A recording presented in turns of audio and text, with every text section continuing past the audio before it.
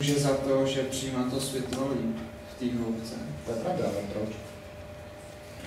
Bylo oznámeno, že na Nový rok se bude konat turnaj a slavnost. Potom se mohou zájemci znovu pokusit.